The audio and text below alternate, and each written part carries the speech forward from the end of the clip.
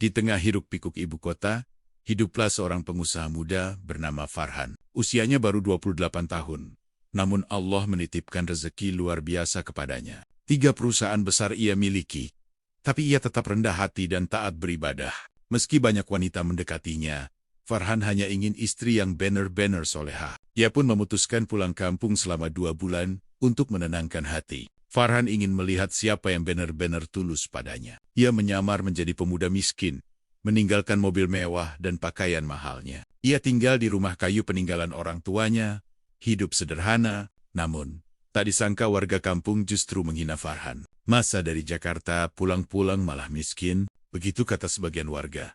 Teman-temannya pun melecehkannya dan menertawakannya. Namun Farhan tetap sabar dan mengingat Allah. Ia memilih mendekat kepada masjid, menjadi muadzin dan kadang imam. Bacaan Qur'annya begitu merdu, hingga membuat hati orang-orang tersentuh. Di kampung itu, ada bunga desa bernama Aisyah, gadis solehah yang santun. Aisyah melihat akhlak Farhan dan mulai menyukainya dalam diam. Namun 2 lelaki mengejar Aisyah, Rizal si preman dan Haji Malik, pria kaya beristri 3. Keduanya merasa berhak memiliki Aisyah. Namun Aisyah tak menyukai mereka. Aisyah justru menyukai Farhan yang ia temui di masjid setiap hari. Namun ayah Aisyah tak setuju, karena menganggap Farhan miskin. "Aku ingin menantu kaya," kata ayah Aisyah tegas. Farhan hanya menunduk dan tetap sabar.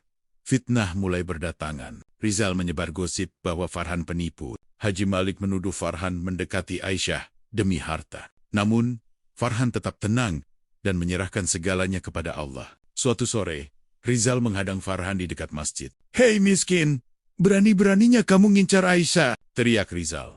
Terjadilah perkelahian. Dengan tenong, Farhan mampu mengalahkan Rizal. Ia melumpuhkan Rizal tanpa melukai berlebihan, membuat warga terkejut. Mereka mulai bertanya-tanya, siapa sebenarnya Farhan? Ayah Aisyah memutuskan menjodohkan putrinya dengan Haji Malik. Aisyah menangis dan berdoa agar Allah memberikan jalan terbaik. Hari lamaran pun tiba. Warga berkumpul di rumah Aisyah. Tiba-tiba, puluhan mobil mewah memasuki kampung. Para karyawan berseragam turun dan mencari Farhan. Warga kampung terkejut melihat Farhan muncul dengan penuh wibawa. Salah satu asistennya berkata, beliau direktur utama 3 perusahaan besar. Warga pun terdiam, malu, dan bingung atas sikap mereka selama ini. Farhan berkata, "Saya hanya ingin melihat siapa yang tulus. Saya ingin istri yang mencintai saya karena Allah, bukan karena harta." Ayah Aisyah menangis dan meminta maaf kepada Farhan. Farhan berkata, "Bapak hanya ingin yang terbaik untuk putrinya.